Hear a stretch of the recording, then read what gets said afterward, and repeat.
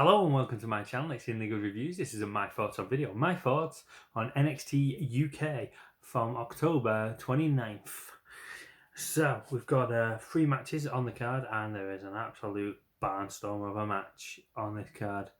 But more on that. So I'll give you a quick run through of what occurred on the show and then my overall thoughts. First match of the night, it's Aoff Valkyrie, if that's how you pronounce her first name. Aoff Valkyrie taking on Danny Luna. First time these two have been in competition together, I think, that I believe. Danny looks really impressive in this match, showing a lot of strength and a lot of capability of being in the ring with Valkyrie. Valkyrie, by the sounds of it, is the more established performer. But yeah, Valkyrie does end up winning the match. There's a moment where Valkyrie hits a leg drop. It's called a certain move. I can't remember the name. If you do, let me know in the comments. A leg drop, basically, onto the back of Danny Luna's head. And she pins Danny Luna to win the match. Good for Valkyrie. Valkyrie wins. Great sportsmanship at the end of it. Helping Danny Luna up and whatnot. So great sportsmanship there. No love lost. No hardship between these two ladies. And we get a reminder of the state of affairs for the Heritage Cup. That they got Noam Dar taking on A-Kid in one of the semi-finals, and the other semi-final being the Bomber Dave Mastiff taking on Trent Seven. So we just get a nice little video package reminding us of that. That's going to start up again on next week's show. Rampage Brown, a little video for Rampage Brown. He's coming to NXT UK. Great to see Rampage Brown coming to NXT UK. Great talent. We get to see Mark Andrews and Flash Morgan Webster in the ring. They call out Eddie Dennis. Eddie Dennis comes out. He says about keeping your friends close and your enemies closer and whatnot, and going on about, he tries to form a bit of dissension between Flash Morgan and Mark Andrews. Pretty Deadly come out, and it looks like it's going to be Pretty Deadly with Eddie Dennis.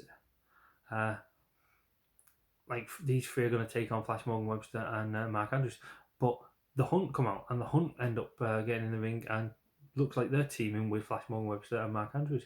But no, Eddie Dennis says that line, you keep your friends close and your enemies closer, and the Hunt turn on Flash Morgan Webster and Mark Andrews. They turn on them. I don't know where Pretty Deadly goes. Pretty Deadly seems to disappear. But then, yeah, ultimately, the Hunt and Eddie Dennis, it looks like they're a faction now. It looks like they're a team. They demolished Mark Andrews and Flash Morgan Webster. Nice to see them do something with the Hunt. I quite like the tag team of the Hunt.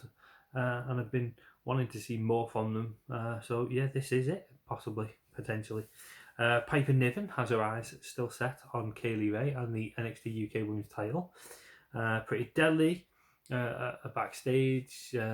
They want a shot at the NXT UK Tag Team titles at Gallus. Gallus overhears this. Gallus will be back at full strength apparently next week, which makes me think Joe Coffey will be returning next week. Second match of the night, it's the true NXT Cruiserweight Champion, Jordan Devlin, taking on Levi Muir. Apparently it's Levi Muir's debut match. And yeah, it wasn't a bad showing for him. If this was his first ever match, especially definitely his first match on NXT UK. And yeah, it's an impressive showing for him. Jordan Devlin looks like he's put on a lot of muscle mass. Looks like he's built himself up over lockdown. So that's probably good for him. But yeah, ultimately, Muir puts up a good fight, but this was all about Jordan Devlin. Jordan Devlin ends up winning the match, and after the match saying about, all you other pretend cruiserweights need to watch out. The true cruiserweight champions here, you never bet against the ace and all that. And then our third match of the night, this was my belter of the night, and you look up the word brutality in the dictionary. Everything that it specifies about brutality is personified in this match. This match was brutality at its most brutal. It was the chops between Ilya Dragunov and Walter. Walter's chops, and they reverberate throughout the arena, through your television screen, through your own chest, and you start feeling the pain for Ilya Dragunov. So this match, Ilya Dragunov was taking on Walter for the NXT UK Heavyweight Championship. I actually thought they're going to pull the trigger and Ilya Dragunov is going to win the NXT UK title here. Walter's held it for a very long time. Ilya Dragunov, spoiler alert, that isn't how it panned out. As this match progresses, you can see the red welts appearing on Dragunov's chest, on his back. He takes some heavy bumps, but then, as too, so does Walter. Walter's very impressive throughout the match. He dominates majority of the match. Ilya Dragunov does get offense in wherever he can. He hits 3 German suplexes, not all in a row, but 3 German suplexes on Walter. That was impressive. I mean, Walter's a big man. He hoists him up and suplexes him. Makes it look easy. But yeah, Ilya Dragunov kicks out of Walter's powerbomb. Walter does his powerbomb, he kicks out. There was so many near falls. There was so much action in this match. And like I said, this whole match was brutal. You start cringing up. You start, you don't want to watch it because of how brutal each individual are, but you can't help but not watch it because of how good the match was, how great the story was that these two individuals were telling. Like I said, this was my belter of the night. There's a moment with a torpedo Moscow. Ilya Dragunov hits the torpedo Moscow, but he's very slow to get to the cover. You know, he's taken a lot of punishment throughout this match. It takes a while for him to get to the cover.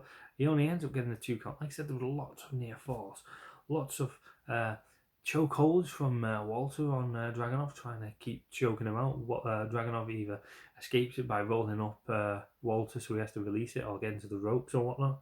But yeah, it was just great. Walter ends up hitting a splash, only gets a 2 count. He hits a splash.